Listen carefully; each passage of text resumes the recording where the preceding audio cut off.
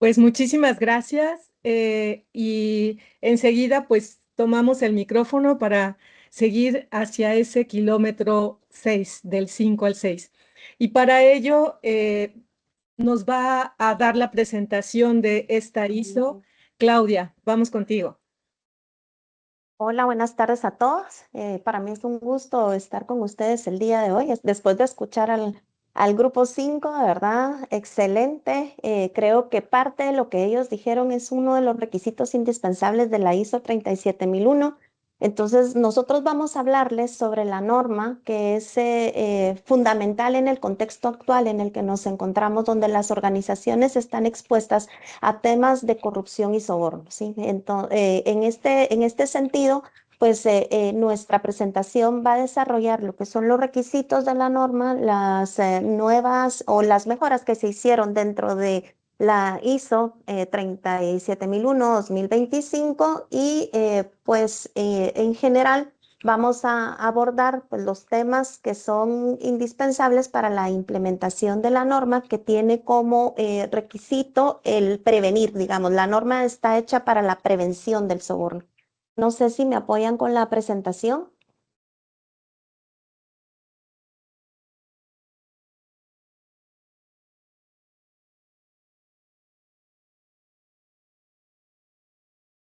Creo que tenemos una falla técnica acá.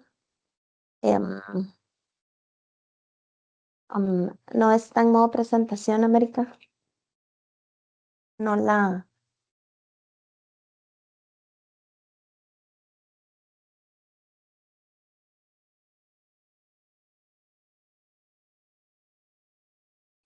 Listo, gracias.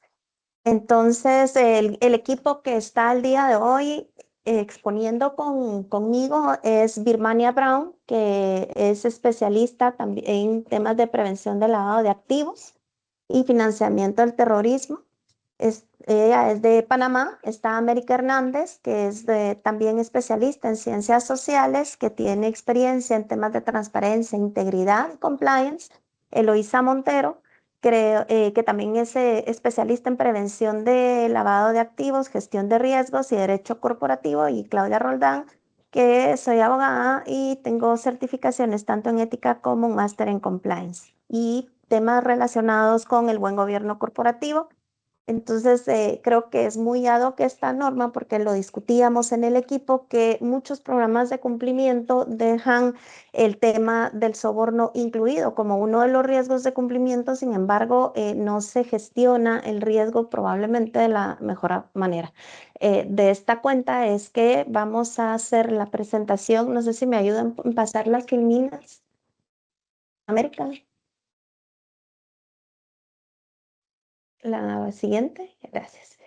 Pues esta es una norma internacional que es certificable, a diferencia de muchas normas de las que hemos visto, pues no son certificables y nos proporciona como los estándares para poder gestionar de forma sistemática el riesgo de soborno.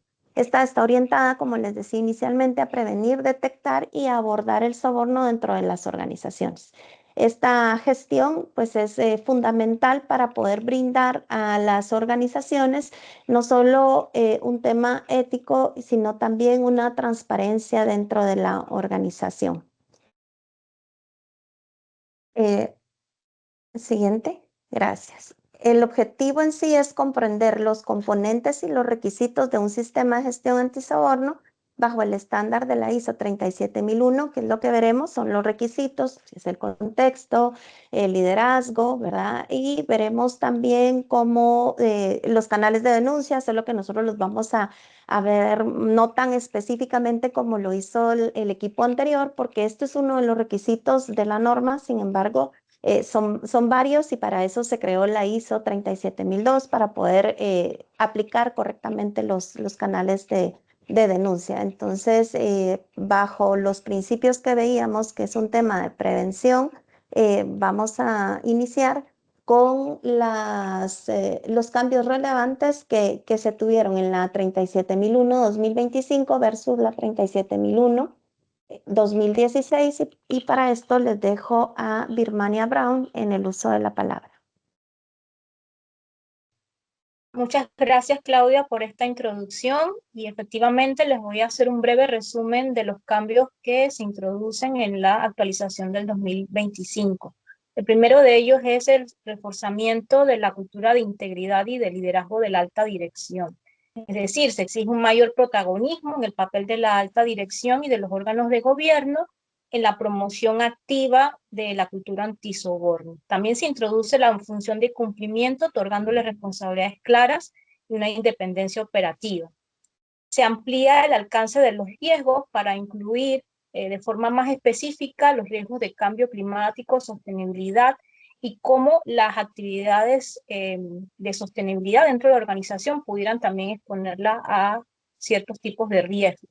Se hace énfasis en la capacitación continua. En la norma 2016 únicamente se exigía demostrar que el personal había recibido formación, pero con esta actualización es necesario demostrar que hay una capacitación continua y que hay una eficacia de esa formación, porque el objetivo realmente es asegurar que la cultura de integridad se mantiene viva y que no es solamente eventos puntuales. Se requiere también con esta actualización tener mayor evidencia de las mejoras tras un incidente o algún caso de soborno en la organización. Esto a través del análisis de la causa raíz, la implementación de medidas correctivas y la comunicación interna para lograr extraer lecciones aprendidas. En la versión 2016 bastaba con demostrar que se habían implementado acciones correctivas, pero ahora es necesario esa retroalimentación y la comunicación organizacional para asegurar un aprendizaje dentro de la organización. El objetivo de esto pues, es un enfoque que más que reactivo sea de mejora continua. También hay un mayor énfasis en la debida diligencia, en la gestión de terceros y el conflicto de interés. Esto a través de debida diligencia proporcionar al riesgo y periódica declaraciones y seguimiento de los conflictos de interés, una revisión de las relaciones comerciales a lo largo de toda la relación para fortalecer la trazabilidad y el control de las relaciones externas, uno de los principales focos pues, de riesgo de soborno. Y también se incluye un anexo que es más extenso y didáctico y permite que la organización pueda comprender de una forma más amplia cómo implementar en la práctica estas recomendaciones. Ahora vamos a pasar a ver cuáles son los elementos esenciales del sistema, iniciando por el contexto. La norma ISO 37001 es una norma que es flexible, que se puede adaptar de acuerdo al tamaño y la naturaleza de la organización y está diseñada para que pueda ser utilizada por empresas pequeñas, medianas, del sector público o privado. Es así entonces que cada una de las empresas debe evaluar cuál es su entorno, cuál es su contexto para que pueda adaptarlo a su realidad. Esto se hace iniciando por ver el entorno externo, es decir, cuál es mi marco legal aplicable, si lo hay en la jurisdicción en la que estoy, cuáles son las condiciones económicas, culturales o sectoriales de mi organización. Por ejemplo, hay sectores que históricamente pues representan mayor riesgo, como quizás los sectores de construcción o aquellos proveedores del Estado. Todo eso debe analizarse. También el entorno interno, es decir, cuál es la estructura organizacional y de gobierno corporativo, cuáles son nuestros procesos, nuestras operaciones, cuál de ellos podrían estar expuestos al riesgo de soborno, en qué nivel está nuestra cultura ética y nuestros mecanismos de control existente, con qué recursos contamos, los financieros, los humanos, los tecnológicos. Tenemos que identificar también quiénes son las partes interesadas, es decir, quiénes van a ser afectados por nuestra gestión, los accionistas, los empleados, los clientes, los proveedores, las autoridades, la comunidad y cuáles serían las expectativas de cada uno de ellos.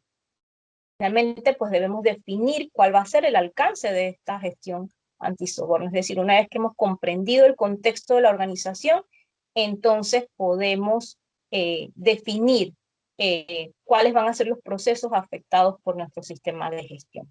A continuación vamos a ver otro de los componentes que es el liderazgo y compromiso de la alta gerencia. La alta gerencia es, en definitiva, pues el responsable general de la implementación y de la eficacia de las políticas antisoborno Y ese compromiso se demuestra no solamente a través pues, de los recursos económicos, sino también involucrándose activamente en el proceso de implantación del sistema. Los líderes de la organización deben demostrar su dedicación, su transparencia y su compromiso con el sistema antisoborno.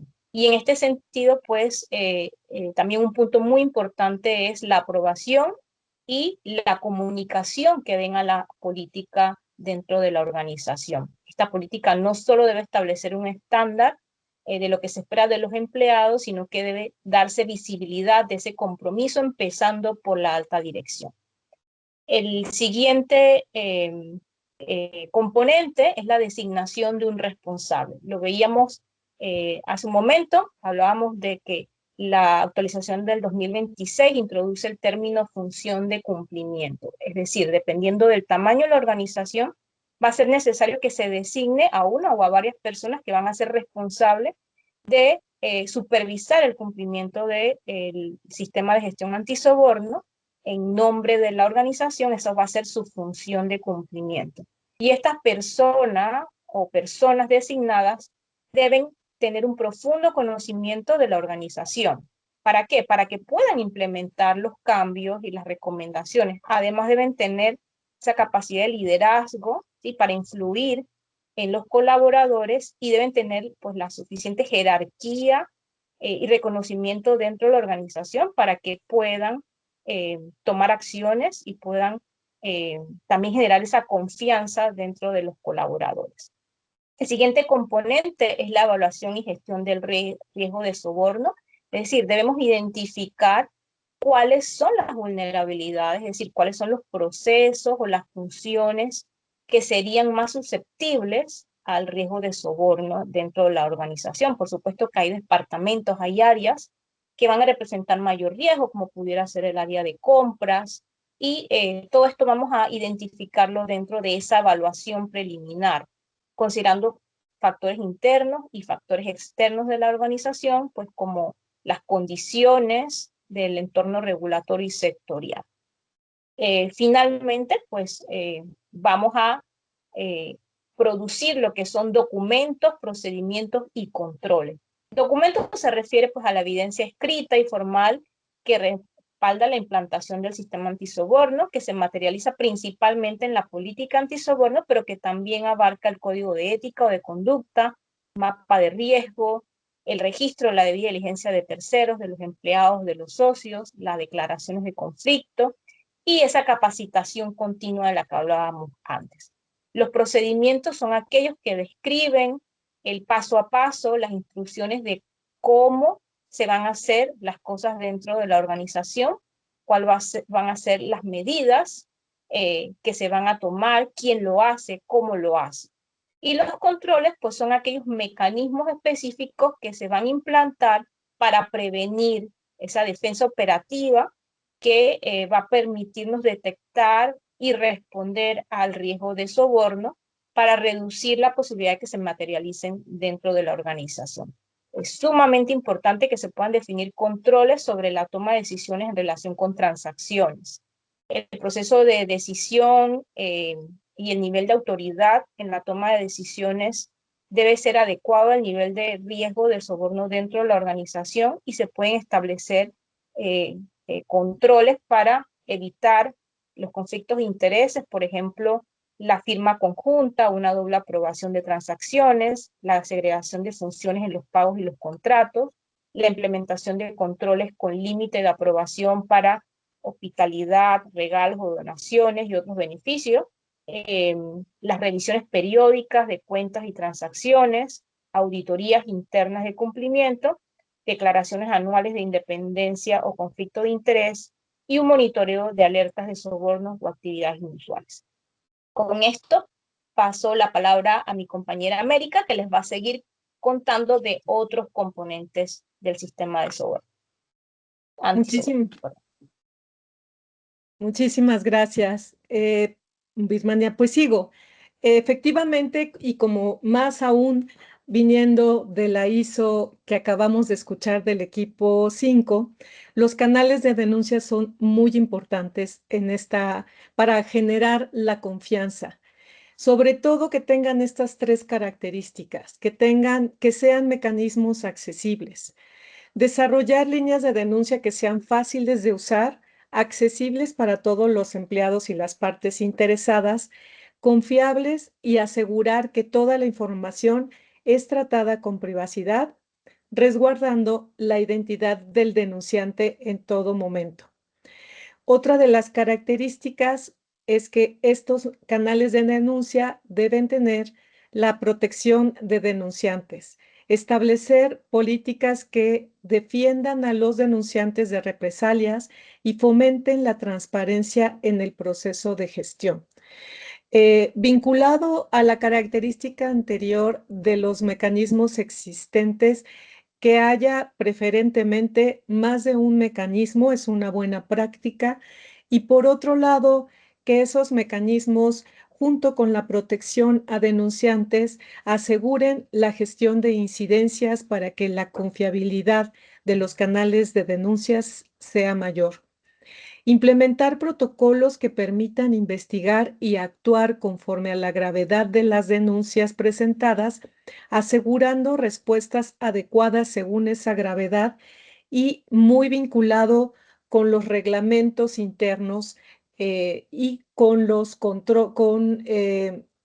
mecanismos internos y los reglamentos de cada una de las funciones que se encuentran en riesgo o bajo investigación.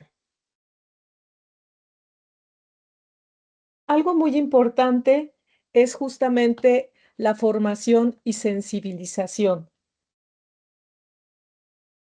Que haya una formación continua es muy importante porque la forma en que este sistema se puede volver cultura institucional es justamente que haya una formación continua, eh, que haya una capacitación constante en términos de ética y anticorrupción es vital para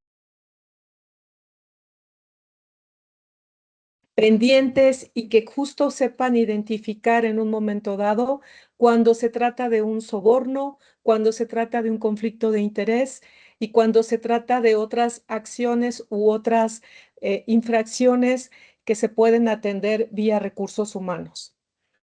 También es importante implementar programas educativos que integren conceptos de ética institucional en la cultura organizacional, reforzando la importancia de la integridad. Esto con el fin de refrendar la ética institucional que está muy de la mano porque esta ISO tiene, entre otras características, que es muy integral y que va de la mano con otras ISO. Por otro lado, para fomentar un ambiente donde se valore la responsabilidad y la transparencia, permite que los empleados actúen conforme a principios éticos y en la medida en que esto se va internalizando en las organizaciones, hace que el compromiso por la ética sea parte cotidiana en el funcionamiento de las organizaciones. Un aspecto más son las medidas correctivas y la mejora continua. Claro que estas ISO no están fijas de una vez y para siempre, digamos. Es importante que aquellas acciones, aquellos controles que han probado poca eficiencia puedan ser identificados y en su momento corregidos. También producto de las auditorías y de los procesos de seguimiento de las metas de indicadores para medir la implementación de la ISO, cualquier aspecto que se identifique que se haya hecho diferente a como se tiene planeado, es importante que en su momento se corrija. En este sentido,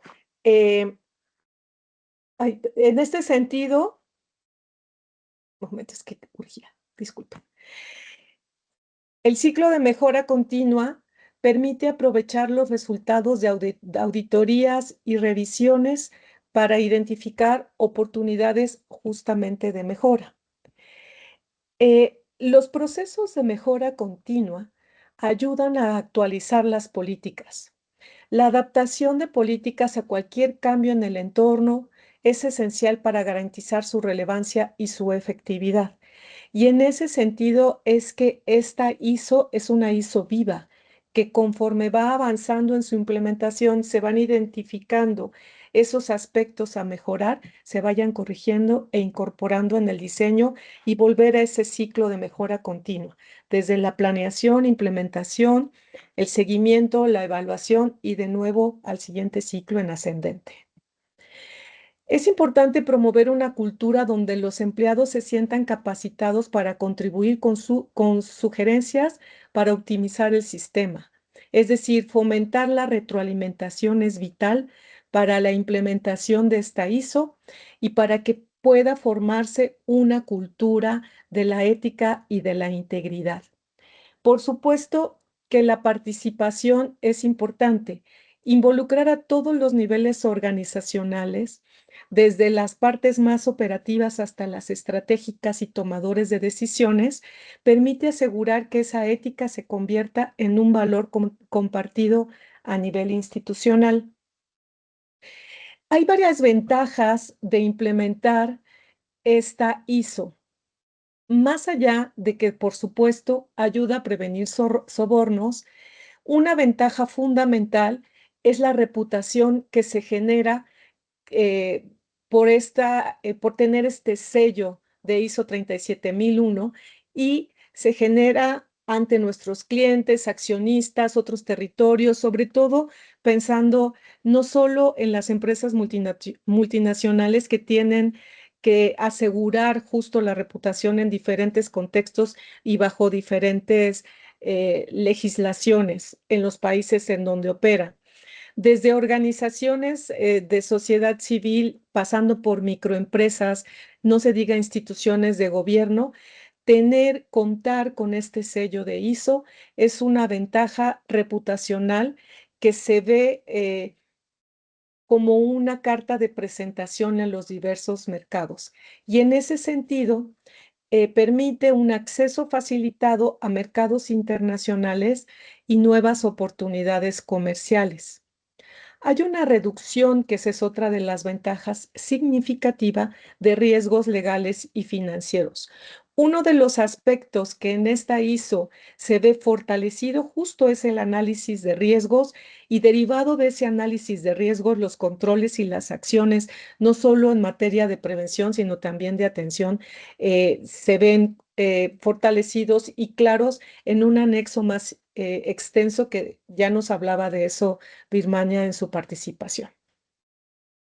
Por supuesto que hay un compromiso, otra de las ventajas es que se establece un compromiso ético, se refuerza este compromiso ético y la cultura organizacional por la integridad y la ética se muestran de manera más sólida, de manera más firme, con este tipo, no solo con esta integración de otras ISO, porque esa es otra de las características de esta versión de 2025, que está muchísimo más integrada, no solo a esta que acabamos de ver de canales de denuncia, sino también a las de política de compliance. Y en ese sentido, se promueve, entre otras cosas, la acción integrada de las ISO, una mayor cultura, junto con otras ISO de medio ambiente, pueden fortalecer a su vez esta idea de complementariedad que quería transmitirles. Y bueno, otra de las ventajas es justo la transparencia. La transparencia junto con un canal de denuncia que permita la confianza de que las personas se atrevan a emitir su voz, a levantar la voz contra aquello que han identificado que va en contra de los valores éticos en la empresa en la que trabaja es muy importante. La transparencia genera confianza, no solo en los stakeholders, sino también en los socios estratégicos y yo agregaría también en el personal que trabaja en la institución. Mientras más fortalecidos, más empoderados con canales de denuncia, más empoderados con capacitaciones en términos de ética y de integridad, y entonces esto permite que efectivamente las acciones que deban ser denunciadas de inicio sean identificadas y desnaturalizadas de la cultura institucional. También promueve la confianza y el respeto entre empleados y stakeholders.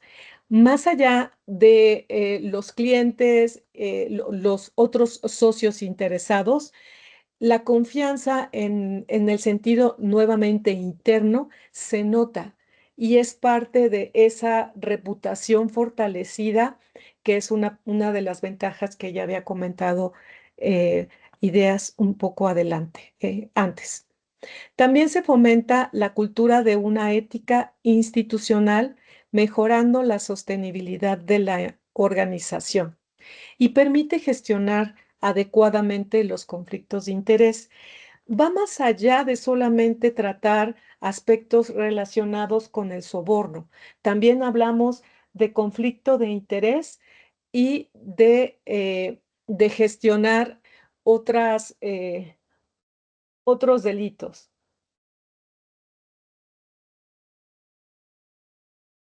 Vamos ahora con los pasos a seguir antes de dar la palabra a nuestra presentadora del cierre de esta presentación. Y aquí quisiera decirles algunas cosas. La primera de ellas es que vamos a ir en el ABC de los pasos a seguir para una adecuada implementación.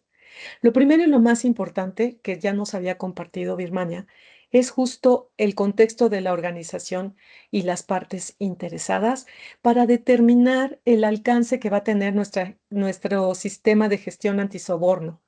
La documentación, tener a la mano toda la documentación y tener también estar acompañados de los altos funcionarios de la organización es importante porque es a través de ellos que podemos asegurar que toda la documentación que sea requerida le sea proporcionada a aquel equipo que va a implementar esta ISO en la organización.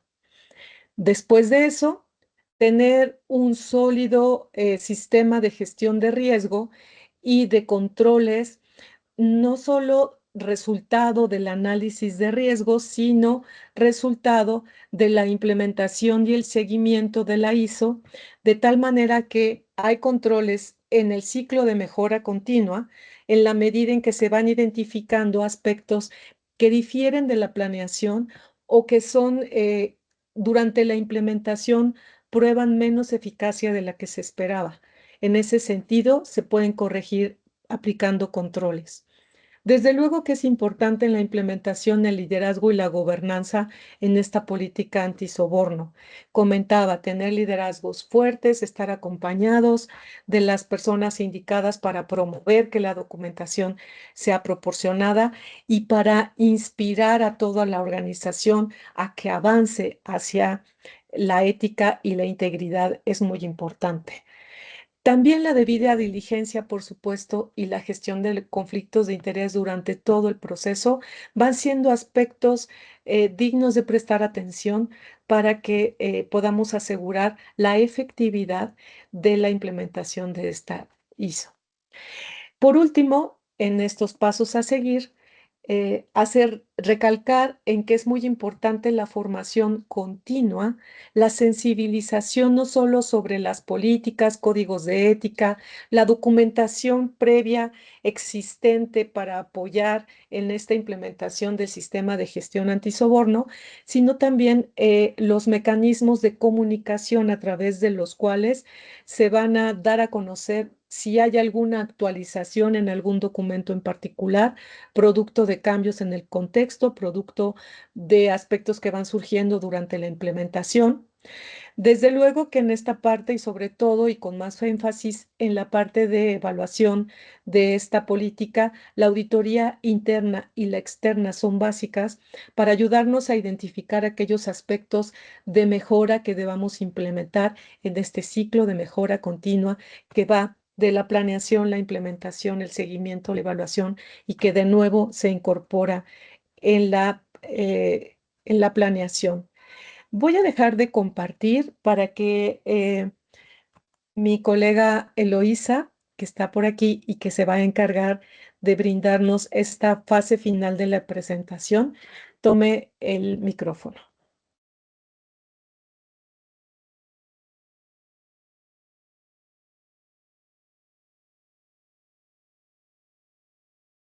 Hola, buenas tardes. ¿Me pueden escuchar y ver?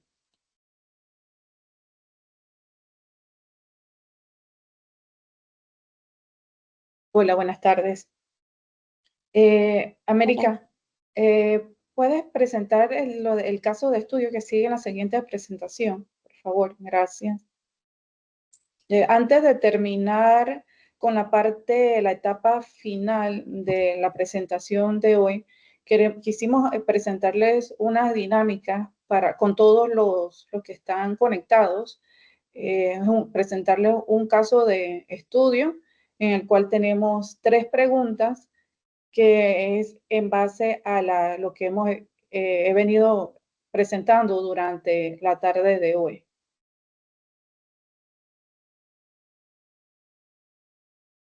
Aquí está el caso de estudio. Muchas gracias. La dinámica es, voy a leer el caso de estudio. Como le comenté, tenemos 3 preguntas y pueden responder a través del chat y yo voy leyendo sus respuestas. O si alguien se anima y quiere abrir el micrófono y comentar un poco o desarrollar una de las 3 preguntas, está bienvenido. El caso es, eres el gerente de compras de una empresa que busca proveedores para un nuevo contrato. Uno de los oferentes te invita a cenar y te entrega una botella de vino de cortesía. Una semana después te llama para recordarte su interés en el contrato. ¿Es soborno o una cortesía aceptable? Los leo en el chat. ¿Qué consideran ustedes?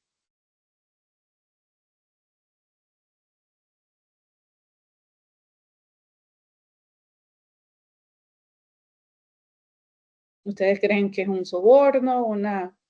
Dice Yulisa soborno, Araceli soborno, Beatriz dice cortesía, Ian Cornejo soborno. A ver. Bueno, está como 50 y 50 si es soborno o si es cortesía.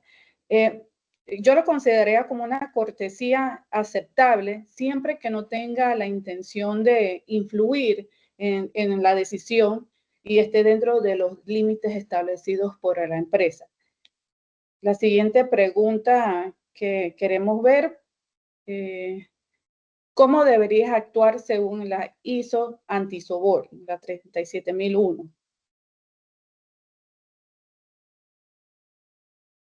A ver, los leo.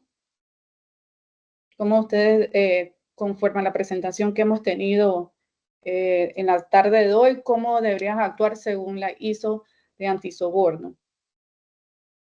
Aquí dice, a ver, Sara Ramos, las líneas delgadas cuando hay decisiones caminos.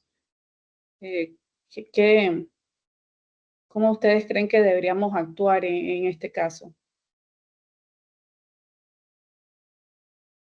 Yo considero que deberíamos tener un registro se debe registrar el obsequio y reportarlo al área de cumplimiento o también en este caso puede ser a su superior para asegurar que haya transferencia y se verifique que cumple con las políticas de regalo que debe existir. Claro, dice Yulisa, depende si en las políticas del regalo obsequio lo permite, no aceptar invitaciones, tener Beatriz Peralta, dice que debe haber límites de obsequio, y Sara Ramos, cuando no es parte de una licitación y el límite lo permite, es un regalo, pero en licitaciones no. Gracias a todos por los que están participando en el chat. Y como última pregunta, bueno, voy a leer aquí a Araceli, dice, enviar el regalo, la forma que actuaría es enviar el regalo al área directiva para que tenga conocimiento del regalo. Exacto. ¿Qué controles del sistema ISO de antisobornos aplicarían en este caso? ¿Qué controles aplicarían con este caso de que un proveedor le hace un regalo de botella? Bueno, aquí hay dos, una invitación a cenar y también el regalo de la botella de vino. ¿Qué controles de ISO en este sistema, en este punto se aplicaría?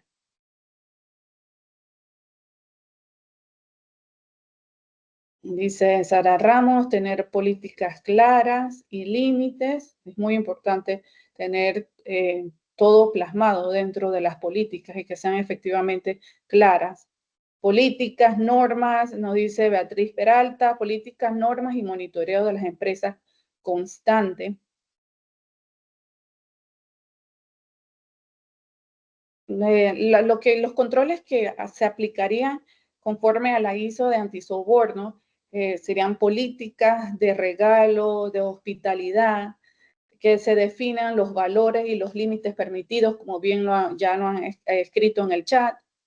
El registro de obsequios, documentar la cortesía recibida, como también lo había mencionado. La supervisión del oficial de cumplimiento, que valida que el regalo no afecte la imparcialidad del proceso. Esos serían uno de los controles que podríamos aplicar en esto. Dice Sara Ramos, reportes de regalos y transparencia y autorizaciones definidas. Muchas gracias a todos los que participaron en este estudio de caso breve, porque teníamos un tiempo limitado, pero agradecerle por su participación. ¿Me puedes pasar, América, para las recomendaciones? Las recomendaciones a la hora de la implementación. Aquí queríamos detallar o explicar un poco las recomendaciones al momento de la implementación de la norma ISO de antisoborno, alineación de los empleados hacia una cultura de integridad institucional.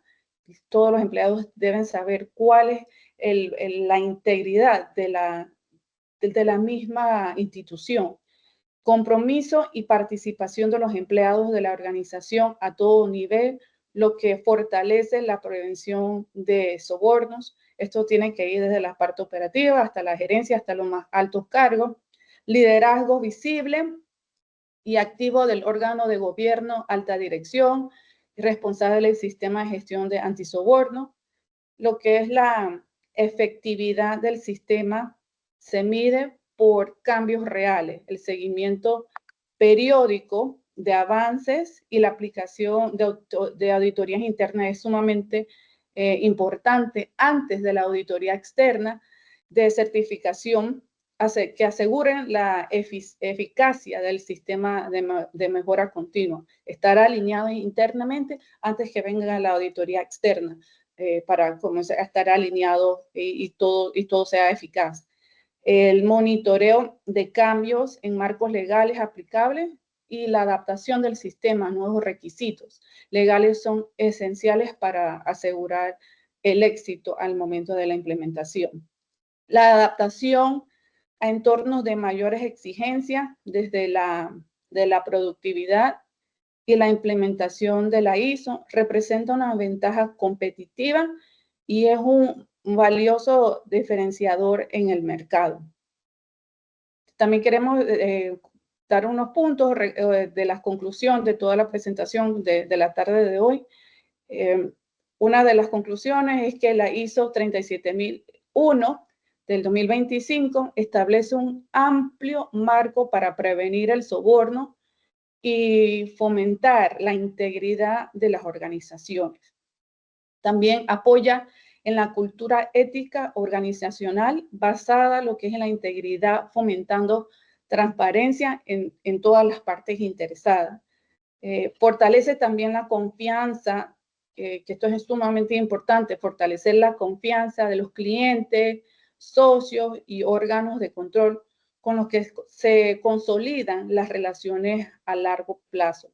Y también se fundamenta en 3 principios operativos esenciales, como son la prevención, la detección y la corrección alineada plenamente con iniciativas internacionales como es el Foreign Corrupt Practice Act de los Estados Unidos y el UK Bribery Act de Reino Unido. Con esto concluimos la presentación. ¿Puedes pasar el último diapositiva? Donde, a ver si sale. América. Hay otra, la final. Donde están los códigos, es que Sí. creo que no es este, aquí no están los códigos, dame un minuto. Sí. Bueno, hemos visto cómo la ISO 37001 no es solo una norma técnica, es una declaración de valores. Es un entorno donde la confianza se construye con hechos. Este sistema no solo ofrece una herramienta concreta para proteger lo que es la reputación, la credibilidad y el futuro de cualquier organización. La lucha contra el soborno no solo comienza con los controles, sino con las personas que decidan actuar con integridad, incluso cuando nadie los ve. Implementar este modelo no solo nos alinea con los más altos estándares internacionales, sino que significa asumir un liderazgo ético real